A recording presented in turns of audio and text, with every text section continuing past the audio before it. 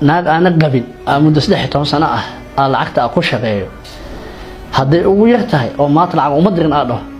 250 300 u diray maxaan ku shaqeeyahay $400 lacagta ku shaqeeyo in la iska dhaafo aadin raadihay marka maxaan isleeyahay qaftaan waa jeceshahay farxad si ayada farxadeeda raadihay qafa farxadiisa raadiyayso oo hadana adigu qalbiga ka jibihay